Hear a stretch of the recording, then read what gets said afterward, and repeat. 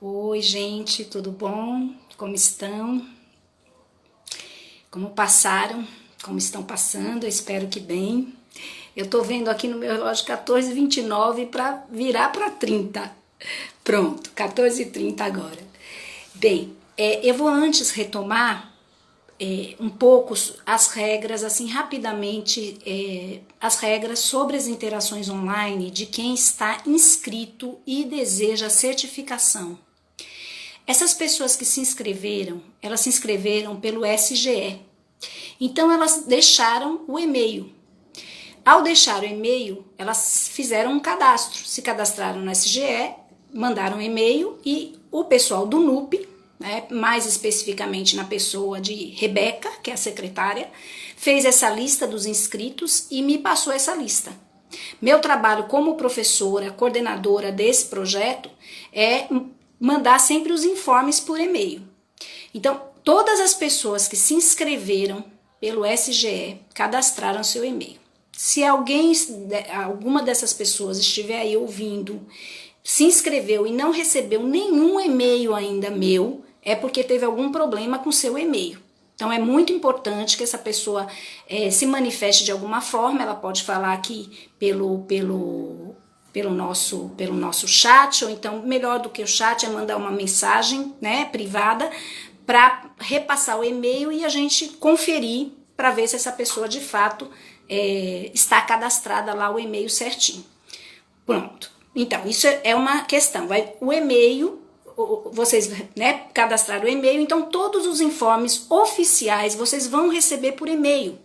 Então, como vai ser a questão da frequência, como vai ser a questão das sínteses. Então, aqui eu vou dar uma geral, porque tem muita gente ainda me perguntando, mas tem gente aqui que está participando, que está ouvindo e que não está inscrito, né? Não está inscrita como estudante para receber certificado. Mas quem quer receber certificado vai precisar assinar, já está na bio da página o link, preencher um pequeno formulário, que cada vez a gente está fazendo mais sintético para ser objetivo, assinar a lista, que isso é que esse preenchimento que vai contar a presença para a certificação, certo? Além disso, as sínteses. Então não basta apenas assistir a interação e preencher o formulário e pronto. Não. Além de preencher o formulário, as sínteses. São 2 sínteses por semana, que podem ser enviadas no final de semana, que podem ser enviadas na próxima semana, que podem ser enviadas no final do curso, não tem problema, mas precisa ser 2 sínteses semanais. Ao longo da semana, nós temos 3 momentos, né? Normalmente, a partir da próxima semana, vai ser sempre segunda, quarta e sexta. Só essa semana que foi terça, quarta e quinta, né? Terça, ontem, quarta, hoje, quinta, amanhã. Pronto. A partir da semana que vem, segunda, quarta e sexta, até o final. Certo? Aí essas pessoas vão precisar, as pessoas inscritas que querem receber certificado, vão precisar fazer 2 sínteses semanais. Lá no e-mail eu explico como são as sínteses, tá? Pra gente não ocupar aqui o tempo com detalhes. Quem tiver dúvida em relação a isso pode perguntar por e-mail, é melhor, certo? E aí tá lá explicando direitinho. Então precisa do formulário preenchido e das sínteses. Eu não assisti às interações no momento que aconteceram, assisti depois. Eu posso fazer as sínteses? Não precisa fazer as sínteses, porque você não vai ter presença. Você só vai ter presença se assistir à interação no horário e preencher o formulário. Então, essa explicação assim, precisa ficar bem claro para todo mundo que quer o certificado. Por quê? Algumas pessoas podem pensar, poxa, será que isso não é muito rigoroso? Porque vocês estão pleiteando um certificado. Então, quem quer receber um certificado, quem quer concluir as interações, é um curso. A pessoa está participando de um curso. E aí a certificação é de quê? Da presença, como em qualquer curso, e de algum trabalho que vocês não vão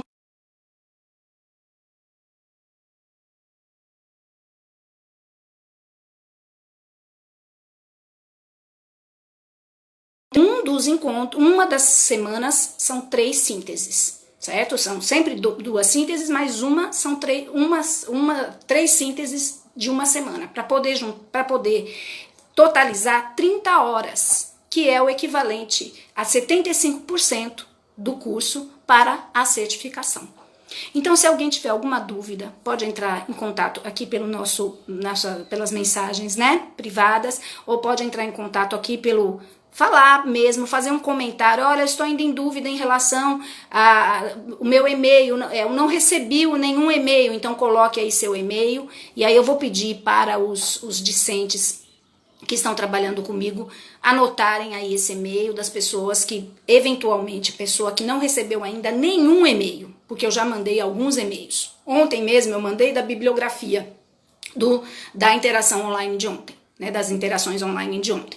E assim vai ser sempre, eu vou mandar sempre algum informe entre um trabalho e outro, dentro da necessidade, certo? E de acordo com o esclarecimento, com tudo que vocês quiserem esclarecer sobre o processo de certificação. Porque isso é uma exigência acadêmica, é uma exigência de um órgão que está acima de mim, que é o órgão que não está acima de mim, é o órgão que realmente é responsável por emitir a certificação de vocês, de quem está inscrito. Uma outra pergunta que surgiu de ontem para hoje: ainda posso fazer, as inscrições ainda estão abertas, posso fazer inscrição? Não. Infelizmente, as inscrições encerraram no dia 20. Eu até entrei em contato com no NUP para saber se teria possibilidade de entrar, mas alguém tendo em vista que são 30 horas obrigatórias. Mas não, porque aí não é justo com pessoas que tentaram se inscrever, não conseguiram, e aí agora a gente está abrindo um precedente para quem pediu. Então, para a certificação,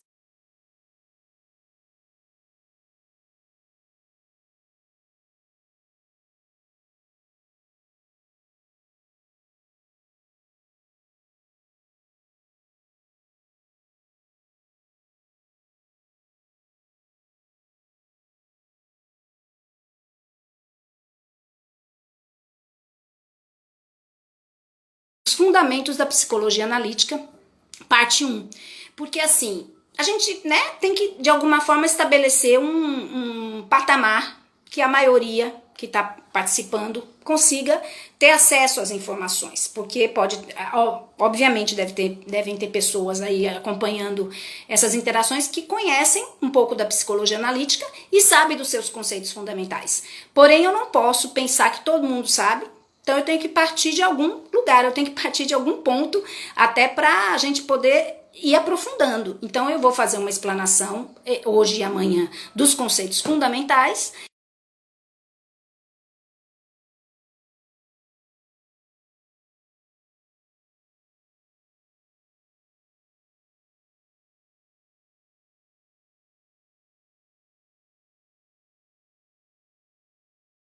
Analítica, mas a psicologia analítica, ela representa a teoria e a prática, né? Ela representa também a psicoterapia, a parte clínica. O nome correto é Teoria Analítica de Carl Gustav Jung, ou Teoria Jungiana. Mas, nessa perspectiva que nós estamos trabalhando aqui, que é a perspectiva teórica. Mas em algum momento há também comentários sobre a parte clínica, sobre o trabalho clínico. Então eu preferi chamar de psicologia analítica, certo? Que é o nome científico dado ao trabalho que Jung desenvolveu ao longo da vida dele. No entanto, em termos de curso de extensão, a gente não vai ter nada sobre a prática. Não vou trazer nada relacionado a estudo de caso, né? Não vai ter caso clínico, não vai ter nenhum tipo de supervisão, não é esse o objetivo desse momento, né? Desse curso, e nem podemos fazer, nem é permitido. Então nós vamos basicamente trabalhar nos campos teóricos das duas linhas, né? Da psicanálise e da psicologia analítica. Mas, no entanto, os nomes vão ficar, né? Nós adotamos esse nome de psicologia analítica, que é o nome da teoria dele como um todo, né? A teoria e a prática do trabalho dele como um todo. Tudo que ele construiu ao longo da jornada existencial, né? Durante toda a vida. Então, gente, hoje eu escolhi 3 conceitos importantes. Fiquei pensando que eu vou usar o tempo agora desse primeiro momento e depois alguma coisa que precisar aprofundar, a gente vai aprofundar com as perguntas e também alguma coisa que eu me lembrar no intervalinho que nós vamos também, eu posso comentar na segunda etapa, né? Que dá tempo, é tranquilo. Ontem eu percebi que dá tempo, não adianta, não precisa a gente ficar ansioso nem nada disso. Há uma outra questão que surgiu, que é a bio da página.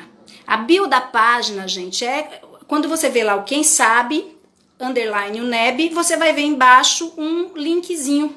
Aí você clica ali. Aí quando você clicar ali, vai abrir o formulário, você preenche. Logo depois da segunda etapa da transmissão, a gente tira o formulário de hoje. Todos os dias tem um formulário novo. Todos os dias vocês preenchem, certo?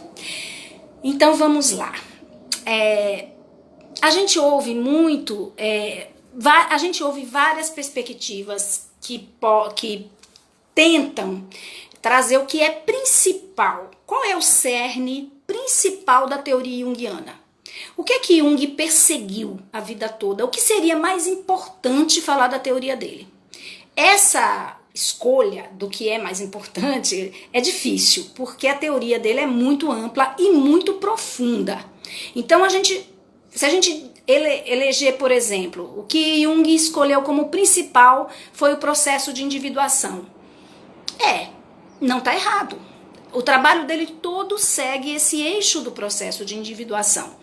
Mas aí entra aquela questão, nesse processo de individuação, existem vários temas e várias vertentes de estudos específicos para a gente poder entender a amplitude do processo de individuação. Então, a gente fica com receio de reduzir, de que as pessoas pensem assim, então o processo de individuação é a realização de uma pessoa. Então, Jung escreveu sobre isso, sobre a realização da pessoa.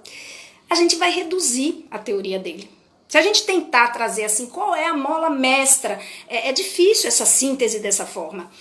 Então vamos pensar, é o self. O que Jung perseguiu a vida inteira foi o estudo do self, do arquétipo do self. Vocês vão ouvir isso. Vocês vão ouvir, o inconsciente coletivo. Então eu prefiro não eleger. Eu prefiro não escolher assim uma coisa e dizer Jung fala sobre isso e tudo que ele escreve permeia esse eixo central. Eu acho que Jung vai falar sobre essa construção da jornada arquetípica humana, se a gente fosse realmente fazer uma síntese, mas eu também fico com receio. Aí vocês vão dizer, ela está dizendo que não é para fazer, mas está fazendo, porque é a tentativa que a gente faz para as pessoas poderem entender, né? Mas realmente não é muito indicado que a gente faça isso com autor nenhum, que a gente tente pegar assim o conceito principal e dizer, Freud falou, como eu comentei ontem, Freud falou sobre a teoria da sexualidade. A gente vai estar reduzindo um estudo muito profundo do autor, entendem? Então não é possível a gente escolher uma coisa. Mas o que a gente faz? A gente abre um leque de conhecimentos. E aí, gente, eu vou ajudar vocês nesse sentido de vocês trabalharem um pouquinho na função da intuição. A intuição, ela não precisa muito dessa... É claro que a gente precisa da função pensamento, entendam, mas a intuição ela vai abrir, ela vai ampliar. E a gente vai tirando todas as camadas possíveis para estudar os conceitos junguianos. E inicialmente a gente vai fazer um exercício de não tentar assim, ficar entendendo muito o que é, para quê, mas tentar ver como isso chega em você. Como você percebe, como você ouve, como você toca em determinados conceitos. Vocês vão perceber ao longo desse trabalho que a gente vai abrindo outros canais de percepção e de contato com essa teoria. Ainda que a gente utilize a palavra teoria ou que a gente utilize prática clínica, psicoterapia, não importa. A forma da gente se aproximar desse conteúdo não é uma forma racional somente. Não é que a gente vá não considerar o racional, porque o racional vai ser importante para depois fazer realmente um apanhado do que a gente estudou, para organizar isso, para escrever sobre isso, para futuramente, né, quem desejar fazer alguma publicação, porque aí a pessoa vai colocar um zoom, um foco naquilo que ela quer falar e ela vai precisar desse poder de síntese. Eu não estou dizendo aqui que é pra gente falar, né, não achar que é função pensamento, assim, ignorar a função pensamento. Não é isso. Mas é porque a teoria de Jung requer da gente um ouvido aberto. Um ouvido... Deixa eu ouvir um pouquinho mais sobre isso. Deixa eu ver como isso bate em mim. Como é que eu apreendo, com 2 Es, né? Acho que eu botei muito E aí. Apreendo o self. Como é que chega esse conceito do self para mim? Ao invés de eu ficar tentando elaborar cognitivamente, o self é isso, mas é porque tem isso, porque aí ele vai se relacionar com o ego e depois ele vai promover a individuação. É isso, ele tá no inconsciente coletivo, é isso, e depois ele vai para o inconsciente pessoal e depois chega na consciência, é assim? Essa forma, sabe, meio passo a passo, ou que segue uma linha assim da lógica, é uma forma que não combina muito com Jung. Embora Jung ele teve uma fase dele, que era uma fase mais científica, mas ele não ficou preso a essa fase, né? Científica que eu quero dizer no sentido da ciência do ponto de vista acadêmico, tá, gente? Porque ontem eu falei também sobre a ciência mais ampla. Mas ele resolveu transgredir isso. Talvez por isso que ele não vá tanto para academia. Porque ele trabalhou, o método dele foi trabalhando também com outras possibilidades. E por isso ele avançou em termos que ele postulou, ele conceituou, mas com um apoio de outras funções. Porque ele trabalhou com as 4 funções: pensamento, sentimento, intuição e sensação. Nós recebemos as coisas de fora e colocamos as coisas para fora através dessas 4 funções. Nós não recebemos o mundo só pelo pensamento. Nós não entendemos a vida só pela função pensamento. E eu aqui até não vou ficar aqui perseguindo a função pensamento não, gente. Mas assim, nós não entendemos o mundo só pela função intuição. Nós não entendemos o mundo só pela função sensação. Nós entendemos o mundo por todos os nossos sentidos, todas as nossas capacidades de percepção, de concepção, de relação com aquilo que a gente já sabe, o que a gente precisa aprender. E aí a gente vai ver vários autores aí brilhantes da área do sociointeracionismo, né, por exemplo, que vão falar sobre a importância do ambiente, que vão falar dessa relação do pensamento com a linguagem, que vão falar que não existe uma coisa só que determina o processo de aprendizagem e de percepção de mundo. Então, Jung vai dizer que a personalidade vai transitar, ela transita nessas funções. E eu também não gosto muito daquela coisa assim, que diz assim, eu sou tipo extrovertido, função pensamento. Não é essa contribuição que Jung nos dá pra gente se classificar. Não é essa. Jung vai dar pra gente um leque de possibilidades. Então, por exemplo, se eu estou trabalhando se eu sou professora, né, como eu, vou falar de mim mesma, eu sou professora. E aí na função de professora, na persona de professora, isso também é um conceito de Jung, é assim que eu vou falando os fundamentos, tá, gente? Eu não vou dar uma aula, persona é isso, sombra é isso, ego é isso, self é isso. Não combina com a visão junguiana essa aula. Então eu vou falando dos conceitos e vou colocando, né? Vou trazendo e a gente vai integrando aí. Então, o que acontece? Eu tô na persona da professora. Na persona da professora, eu vou ter que ativar a minha função pensamento. Eu tô dando uma aula aqui para vocês, estou passando um conceito, eu não posso usar só a intuição, porque senão vocês não vão entender. As pessoas que têm mais facilidade de transitar com a intuição vão achar maravilhosa a aula, vão dizer, nossa, é uma viagem, eu adoro. Mas aquelas pessoas mais percepção, mais pé no chão, assim, entendam? Não é que a pessoa é só isso, mas ela predomina isso. Por isso que eu não acho legal dizer eu sou isso. Eu tenho uma predominância, eu tenho uma tendência a desenvolver melhor essa função. Isso Jung falou, de que os seres humanos vão organizar 8 ao todo, né? 8 tipos de personalidade. Porque vão ter os dois tipos, extrovertido e introvertido, e vão ter as 4 funções. Então, cada pessoa vai ser predominantemente uma função, mas não vai ser só aquilo. Ela vai ser predominante, ela tem mais facilidade, por exemplo, ela gosta de se relacionar com o mundo na função sentimento. É mais fácil para ela, é mais fluido. Mas não significa. E as outras estão onde? Se a função sentimento está na persona, a função pensamento está na sombra. Então, a teoria de Jung, ela é marcada por teoria de opostos. Isso também é do conceito de fundamentos junguianos. É uma teoria que traz... Lembra que eu falei para vocês sobre que começou chamando teoria dos complexos? Porque ele começou testando, fazendo associação livre em relação aos complexos. Então, ele, junto inicialmente com Freud, o trabalho de associação livre. Quando ele se separa de Freud, ele desenvolve um trabalho de associação livre acerca dos complexos. Que aí ele vai observar que nós somos pessoas que carregamos esse quantum de energia psíquica e que isso revela um complexo. Então, ele postulou como teoria dos complexos inicialmente. Então, esses complexos, vamos dizer assim, foi a origem, foi por onde partiu, porque ele escreveu sobre energia psíquica, lembram que a gente falou sobre isso? Ele escreveu sobre energia psíquica e aí ele percebeu como é que a energia psíquica se manifesta. Como ela se mostra no mundo? Através da expressão dos complexos, que ele chamou de constelação de complexos. E essa constelação fica onde? No ego. O ego é carregado por esses complexos.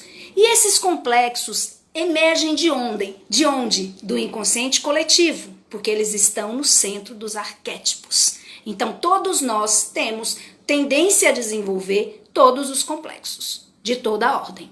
O complexo pode ser... O complexo, no senso comum, é visto como algo ruim, negativo. Para Jung, não. Para Jung, o complexo pode ser positivo ou negativo. O arquétipo não tem uma característica, o arquétipo... Eu não gosto muito de dizer que o arquétipo é neutro, porque fica parecendo que neutro não tem valor. O arquétipo não é neutro, mas o arquétipo, a gente não pode atribuir ao arquétipo ser positivo ou ser negativo. O arquétipo não traz esse julgamento, vamos dizer assim, né? Essa valoração. O arquétipo está lá, com a tendência a acontecer, a se desenvolver, e ele vai se manifestar e vai se expressar através dos complexos. É o complexo que vai trazer, né? É o complexo que vai ser... Lembram que eu trouxe? A energia psíquica vai circular, vai ter um movimento de expansão, extroversão ou de regressão, e isso vai gerar complexos. E esses complexos vão ser positivos ou negativos. E ao longo da nossa vida, na dinâmica da vida, em um dia, em uma noite, a gente flutua o tempo todo. A dinâmica psíquica de Jung o nome já está dizendo, é dinâmica, não é estática. É o tempo todo em movimento. A psique cria a realidade todos os dias. É movimento, assim como o nosso organismo. A parte fisiológica é movimento. O psiquismo da mesma forma. Não para de movimentar. É criativo, é inventivo. Portanto, voltando para a questão das funções, eu vou estar, por exemplo, se está sendo pedido de mim uma determinada relação com uma amiga, com um amigo, de emoção, de complexo amoroso, né? Relacionado ao complexo amoroso, porque está ligado à amizade, relacionado ao complexo amoroso. Eu vou expressar um lado meu que vai dar ênfase à função sentimento. Porque naquele momento é essa função que o ego, vamos dizer assim, está apelando para que eu expresse para o mundo, entendem? Ela está lá no arquétipo de todas as experiências de emoção que eu tive na vida e na vida da humanidade. Lembram? Inconsciente coletivo. Então, as experiências de emoção, as experiências de sentimento, as experiências que estão ligadas a esse complexo amoroso. E aí a minha persona, que é um outro arquétipo, que Jung deu o nome de persona, que o seu oposto é a sombra. Ah, vocês estão pedindo para eu falar um pouquinho mais devagar. Isso é uma característica minha, viu, gente? Eu tenho uma aceleração no pensamento. Quando eu começo a falar muito devagar, eu começo a ter dificuldade de raciocinar. Eu já fiz esse teste assim, em sala de aula, assim, tentar falar mais devagar, aí os pensamentos eu demoro mais para pegar o pensamento, mas eu vou tentar falar mais devagar, porque vocês estão ouvindo, né? Então é importante, eu estou trabalhando para vocês. Obrigada. Não é nem para eu ler o chat nesse momento, nem para vocês escreverem, porque é na segunda etapa, mas é um pedido em relação à aula, né? Então acho importante. Então vou tentar. Então essa questão, essa força que vem da energia psíquica, que vai se manifestar e vai se expressar no mundo, vai dar.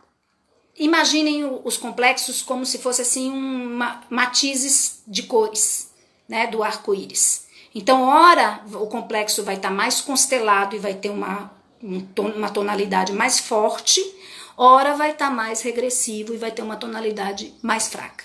E aí eu vou regulando a psique. A regulação da psique para Jung não é um estado assim, aquela ideia de bem-estar. Não. A regulação da psique é esse movimento que eu falei para vocês que é constante. É algo que o psiquismo é como a respiração, é como acordar e dormir, é como sonhar e estar acordado. É o ciclo, entendem? Quer dizer, a gente está num processo que não para isso. Então, ora eu posso estar, por exemplo, eu estou aqui, falando aqui com vocês. Daqui a pouco eu escuto um barulho e aquilo me dá um pouco de angústia, porque eu associo esse barulho a alguma coisa trágica, não sei, o barulho de um tiro. Eu posso ativar o complexo, e na hora que eu vou ativar esse complexo, eu perco um pouco aqui a noção do que eu estou falando, e aí eu começo a ter um outro comportamento. O complexo ativado, ele vai dar ao ego uma perda. Ele dá um pouco, né? Ele exerce essa perda daquele momento desse equilíbrio que eu tô falando, tô tentando ser calma, falando com vocês, mas aí acontece algo que rouba a minha energia, que muda o meu momento. Vocês já devem ter assistido situações de briga de trânsito, por exemplo. Então o que acontece? Ativação de um complexo e constelação dele. Porque ativação é esse disparo, é aquela coisa que eu vou mudar a minha... Sabe, a minha tonicidade. Naquele momento eu fico um pouco agoniada entre a questão das emoções, a energia psíquica vai flutuar. A constelação é na hora que eu prendo. E aí eu vou achar que realmente foi um tiro, aí eu vou ficar desesperada, aí eu vou pegar meu filho para proteger, porque a gente está correndo perigo. Aí a constelação do complexo vai revelar um comportamento. Aí eu vou acionar todos os instintos. Eu vou acionar luta-fuga, eu vou acionar os instintos que vêm lá dos ancestrais para eu poder me proteger, para eu poder proteger a mim, a minha prole, enfim, vou proteger quem eu puder proteger, ou eu vou sair correndo, ou eu vou... Às vezes há uma situação de paralisação também do problema, você fica ali e fica um pouco sem saber o que fazer.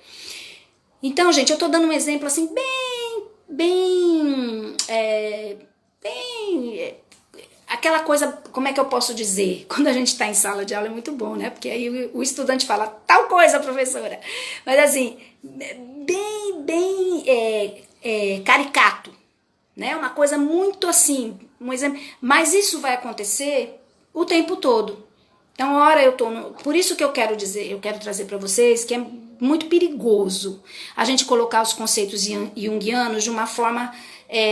sabe, assim, fechar e querer, não, então é isso, então professora, complexo é isso, mas não é só isso, tudo de Jung vai abrir, mas então não tem hora que não fecha nada, não fecha nenhum conceito, claro que fecha conceitos, mas fecha conceitos na perspectiva de ampliar mais esse conhecimento, aprofundar, gente. Eu acho que ele fecha, Jung vai fechando conceitos para o aprofundamento, não para o afunilamento, não para a gente chegar e se bastar. Então psique é isso, já entendi, beleza, vou seguir minha vida que agora eu sei tudo, entendi tudo de psique.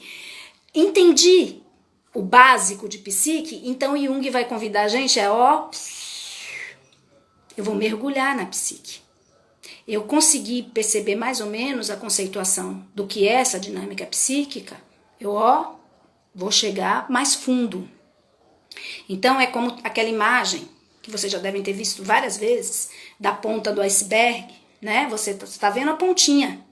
O que tem lá embaixo é profundo. Se a gente pensar, por exemplo, eu gosto muito de falar por imagens, que é um recurso também da teoria junguiana. da intuição. Se a gente pensar, por exemplo, a profundidade do oceano. A gente vai, né, os mergulhadores vão, aprofundam, mas depois eles vão descobrir que existe mais fundo ainda. Tem um fundo e depois tem mais fundo. Tem um fundo até onde o ser humano vai e tem fundo onde o ser humano não vai. Inclusive tem aí todas essas perfurações aí que vão, né, mais fundo, mais fundo. Quando é que acaba? Onde é que acaba?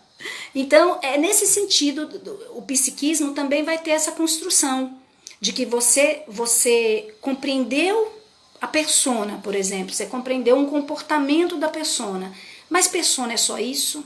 Isso que você compreendeu, que é, por exemplo, ser professor é uma persona, né? Persona é um arquétipo que Jung postulou, que é normalmente a máscara que nós temos social, né? A máscara de funções na nossa vida, persona de mãe, persona de professora, persona de amiga, persona de esposa. Mas persona é isso só? A gente não pode pegar e reduzir, entendem? A gente vai entender, a gente vai apreender que persona é essa identidade, vamos dizer, social, mas assim, persona oculta a sombra, ela está a serviço de ocultar aquilo que a gente não conhece. Porque se existe o arquétipo da persona, do outro lado existe o arquétipo da sombra. Como eu ontem também falei sobre isso para vocês. Então, ela tem essa função de, ao mesmo tempo que apresenta uma referência social, de papel, ela também oculta aquilo que o ego não quer mostrar. É inconsciente. Aí tem gente que confunde, que traz assim, mas se a persona é arquétipo e ela está no ego, como é que arquétipo está no inconsciente coletivo? Essa é uma pergunta muito boa. As pessoas fazem essa pergunta. É porque esse arquétipo, lembram que ele se manifesta através dos complexos? Ele não está ali paradinho no inconsciente coletivo. Ele não está preso ali. Ele não está escondido ali, ele não sai. Tudo na psique é dinâmico. Ele tem a origem e, vamos dizer assim, a morada dele é no inconsciente coletivo. É onde ele reina, mas ele se movimenta. E ele ajuda a psique a se movimentar também. E à medida que esse movimento vai acontecendo, a partir da energia psíquica, ele vai liberando conteúdos do inconsciente coletivo, que vai passando para o inconsciente pessoal e que chega na consciência. Então, eu vou fazendo assim, viu, gente? Porque a gente tem que trazer alguma referência desse mundo, né? Desse mundo nosso, concreto. Mas é só uma ilustração. E aí eu também lembro dos estudantes que gostam mais das coisas. A pessoa às vezes fala assim para você explica uma coisa, a pessoa chega para você e diz assim, você explica um lugar, né, para a pessoa chegar, aí a pessoa diz assim, você pode fazer um mapa, você pode me dar um ponto de referência, mas fica perto de onde mesmo? Essa pessoa é uma pessoa que tem uma necessidade muito grande de entender pela função da sensação. É uma pessoa mais sinestésica, sabe? Que gosta mais das experiências sentidas pelo toque. Mas ela não tem só essa função. Aí, retomando o que eu falava lá no começo, é muito importante a gente entender que a gente passeia pelas funções. A gente vai ter uma predominante, uma auxiliar, uma um pouquinho trabalhada e uma mal trabalhada. Mas nós vamos ter as quatro, porque quando uma está na persona, a outra está na sombra. Quando uma está na sombra, quando vai para a persona, a outra que vai para a sombra. É assim, sabe? Pensem a teoria junguiana como algo que tem movimento. Agora, não pensem assim numa roda gigante, porque a roda gigante ela vai passar pelo mesmo lugar o tempo todo. Então, não dá para ser essa imagem. A gente gosta, mas outras teorias também se utilizam daquele pensamento, daquela imagem em espiral. Que eu vou subir, eu vou evoluir, vou passar, entre aspas, por pontos parecidos, mas num estágio mais avançado. Né? O que é espiral? Né? Eu vou passando, vou desenvolvendo, nunca vou repetir onde eu estava. Porque é uma coisa importantíssima da teoria junguiana. Todos nós estamos em processo de individuação. Ninguém está estático. Ah, mas mesmo aquela pessoa que não sabe nem o que é psicologia, mesmo, porque não precisa saber o que é psicologia para estar em processo de individuação. Processo de individuação é o viver, é estar vivo, estar em movimento, em estágios diferentes.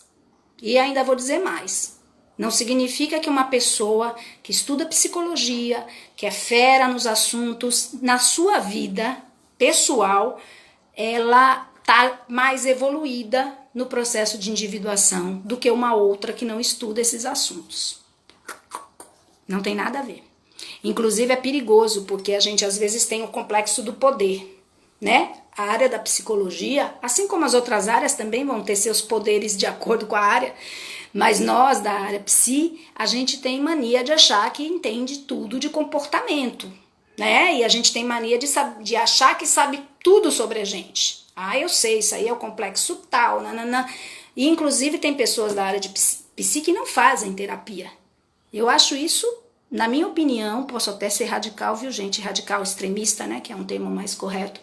Mas eu acho muito perigoso. Muito perigoso.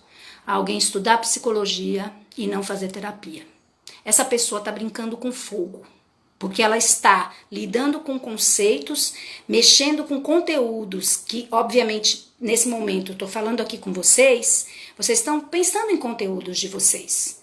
Então, você faz uma formação, né? Agora, nesse momento, não é uma formação, mas uma pessoa que estuda uma formação em psicologia, ela precisa ter um espaço para trabalhar isso, para falar dessas questões que a tocam. Aliás, todo mundo devia fazer terapia, na verdade, eu acho. Isso não é puxar a sardinha para minha brasa, é uma questão de autoconhecimento.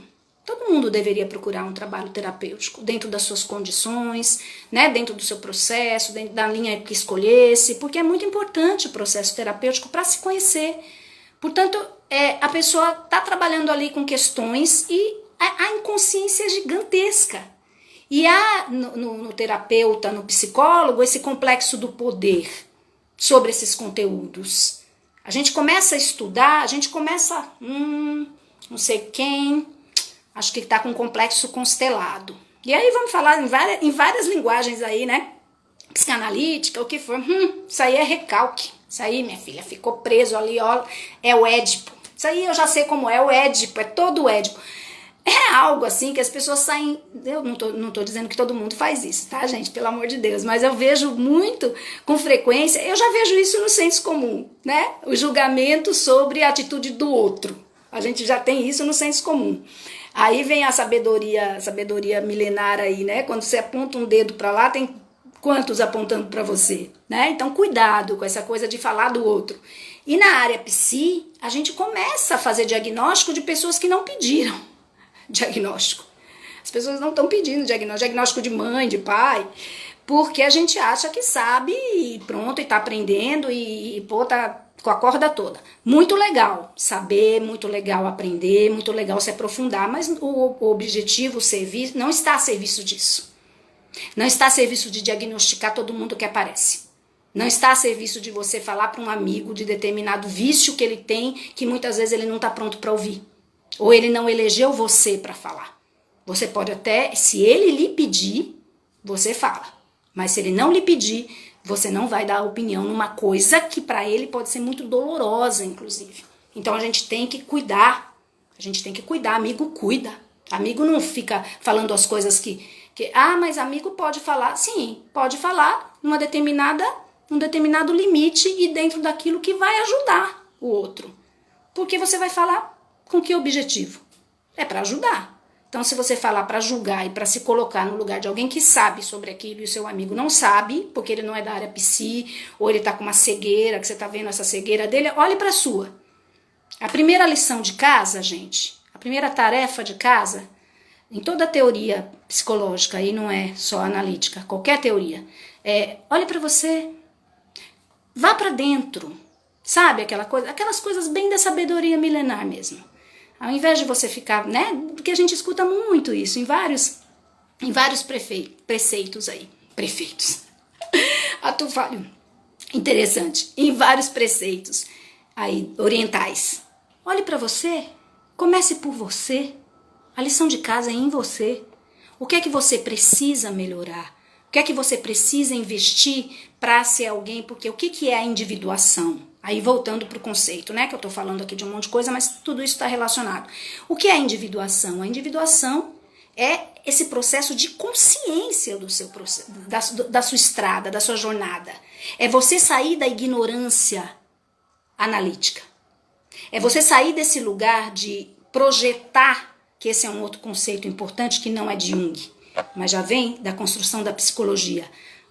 Projeção, Freud fala muito disso também. Projeção, né? Você quanto menos sabe de você, mais você projeta no outro. Mais você vai dizer que foi sua mãe que não permitiu que você estudasse, que foi porque você casou, que foi porque você agora é mãe ou pai, que foi porque seu irmão, você teve que cuidar de seu irmão, teve que fazer A, B, C, D, F, G, sei lá, o alfabeto inteiro e você não pôde estudar. Nunca é você. Nunca é o problema, é seu. Então, né, tem uma brincadeira, todo mundo conhece na área psi, a gente comenta muito dessa brincadeira, né, doeu, toma que é teu. Quer dizer, na hora que incomoda, começa a perceber por que a atitude de fulano me incomoda. Tem alguma coisa minha ali também. Então eu preciso parar de ficar achando que aquilo só vem de fulano. É claro, gente, que eu não estou dizendo situações de agressão, situações de violência, aí é outra história. Eu estou falando de situações mais voltadas ao dia a dia, né? E coisas que a gente projeta, a gente acha que foi o outro que provocou. É sempre assim. E muitas vezes a gente age mesmo com um mecanismo de defesa, né? Já de querer dizer que a gente não foi, que a gente não, ou então que a gente fez por causa disso, justificando. Calma, escuta o que o outro está te falando, veja se procede aquilo. Normalmente a pessoa que está de fora, ela tem um olhar sobre suas atitudes. Agora, se ela está falando para você sem julgamento, ótimo, é assim que deve ser. Acho que a gente pode dar sim essa ajuda ao outro, mas não no caráter de julgar, no caráter de, se a pessoa quiser, né, ouvir o que a gente está vendo. Então a gente pode ouvir também alguém sobre a gente, é muito bom. Mas assim, aí eu vou escutar e vou ver, bom, deixa eu observar então, como é que eu estou fazendo isso, em que momento isso se repete. Isso é pensar sobre a sua individuação. Então, individuação não é aquela coisa assim de é uma visão muito rasa, a gente pensar que individuação é algo da realização profissional, a realização, né, de ganhar dinheiro, a realização de títulos. Isso são, vamos dizer assim, alguns bônus que você vai receber, mas esse não é o propósito da alma. O propósito da alma essas coisas precisam estar ligadas ao sentido da vida. Se não tiver sentido na vida, se não tiver sentido dentro, não há sentido fora. A gente costuma brincar com uma coisa que é assim, a vida é besta. A vida é muito besta. Assim, né? O corriqueiro da vida, o cotidiano. E às vezes até a coisinha mais boba, sabe? Assim, você acordar, tomar café da manhã, né? Que hoje eu não acho isso de jeito nenhum bobo, porque quantas pessoas não podem tomar, né? Mas assim, no sentido de, a gente faz todo dia, toma todo dia, então a gente não valoriza esse ritual sagrado do cotidiano, sabe? Isso é importante. Isso tem muito a ver com a teoria junguiana. Os rituais, fazer da vida, de cada ato da vida, um ritual. Daquele momento que você está vivendo, fazer inteiro. Fazer ali completamente. Não ficar dividido, né? Entre aqui, o que eu vou fazer amanhã, o que eu fiz ontem. Porque aí você não está no agora. Vocês sabem, né? Dessa historinha também sobre o presente. Por que chama presente? Porque é um presente. Porque é o presente do agora. Agora, nesse exato momento, é isso aqui que eu estou fazendo. Então eu vou fazer da forma mais inteira que eu puder. E aí eu estou de fato em mim. Quantas vezes a gente não está em nós? A individuação, ela diz respeito ao fato de você estar cada vez mais em você, né? Cada vez você habitar você mesmo. Sabe? Só aquilo que somos é capaz de nos curar. Essa é uma frase de Jung. Né? Somente aquilo que somos é capaz de nos curar. Então, eu me habito? Eu estou vivendo em mim? Ou eu estou vivendo deslocado, à mercê da própria sorte, do que pode aparecer, né? E aí eu vou levando. Aquela ideia de que destino, né? Isso aí, Deus quis assim. Tem um lado da nossa vida, as moiras tecem nosso destino. Isso é mitologia, né? Elas tecem nosso destino. Mas a gente tem o livre-arbítrio de entender também qual o sentido desse destino que está sendo tecido. Qual o propósito que essa vida está me dando? O que a vida quer de mim? São perguntas importantes. São perguntas que a gente precisa se fazer. São perguntas que a gente precisa revisitar. São reflexões que vão dizer, que vão falar do que a gente é. Do qual, sabe, assim, afinal de contas, sabe? O que eu tenho que fazer mesmo? Qual é a minha tarefa? Porque entram aquelas 3 perguntas fundamentais das crianças. Né? As perguntas fundadoras são as perguntas das crianças. De onde eu vim? Para onde eu vou? O que eu estou fazendo aqui? A gente tem milhões de pesquisas e a gente continua com essas perguntas. Então a teoria junguiana, ela se aproxima da perspectiva da gente não encontrar respostas, mas tentar ir no caminho de, né? Eu costumo falar sobre a questão da caminhada até a cachoeira. Eu fico preocupada em chegar na cachoeira e eu não olho o caminho. Então, é esse caminhar. O que eu estou fazendo aqui? Eu não sei, mas à medida que eu vou fazendo, eu vou descobrindo o que eu estou fazendo aqui.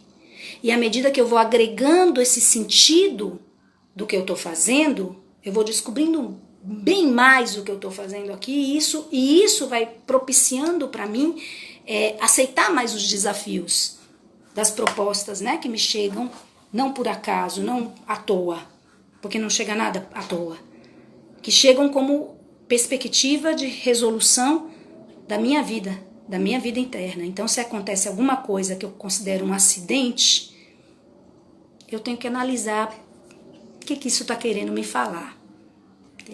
Essa mensagem, certamente, qualquer uma delas que acontece na minha vida, vem do self. E aí é o conceito mais profundo de Jung, que a gente vai caminhar para ele, porque é a última etapa da individuação. Mas assim, entender o self é ter uma possibilidade de viver mais esse self, de experienciar. Então, eu quero encerrar essa primeira parte com essa citação aqui, gente, que eu coloquei, eu separei aqui. Agora, o computador, eu separei antes de começar e agora o computador não está processando. Eu queria ler para vocês uma citação que eu separei aqui de Jung, mas se eu não conseguir ler agora, eu leio na volta, no retorno. Aí fica também o desejo de ouvir, né? Que ele vai falar dessa dupla função do self. O self, ao mesmo tempo que é o princípio norteador, né, representa o princípio norteador da vida do ser humano, que é a caminhada, né, que sai da construção do ego até o encontro com o self. Ele também representa a totalidade. Ele também está relacionado à totalidade humana. Então, por isso que Jung também deu o nome de si mesmo, porque ele é aquilo que a gente precisa atingir profundamente. E, ao mesmo tempo, ele rege toda a construção psíquica do inconsciente coletivo. E é ele que vai, com a sua voz, através das suas mensagens cifradas, que normalmente vêm através do sonho, mas pode estar no nosso cotidiano também, né? A partir das imagens, a partir dos insights, a partir de coisas que a gente... Nossa, sabe? A intuição é uma das maiores auxiliares do self. É uma das que mais, sabe, dá combustível para o self. Não tá abrindo aqui. A gente vai fazer o seguinte, já tá no finalzinho, a gente vai encerrar essa primeira etapa. Eu acho que eu Trouxe bastante conteúdo, né? Acredito que sim. E vocês já vão pensando aí para a segunda parte, para a gente fazer, para vocês virem com as perguntas. E aí eu vou convidar a Ana Paula, que é outra discente, né? Que faz parte da equipe do Quem Sabe Faz a Hora, para fazer as interações. Enquanto isso, vocês vão lá preenchendo o formulário da presença, tá bom? Eu sei que é muita coisa, embola tudo, mas é assim. Vai chegar, eu espero que eu tenha conseguido falar um pouquinho mais devagar, né, para quem pediu aí, de maneira que vocês possam ir assimilando, mas eu também faço um pedido, não fiquem só com esse momento, sabe? Leiam, vão atrás das bibliografias que a gente recomenda, porque vai ampliando também esse mergulho de vocês na teoria junguiana e na teoria psicanalítica, tá bom? A gente volta daqui a pouco. Um abração.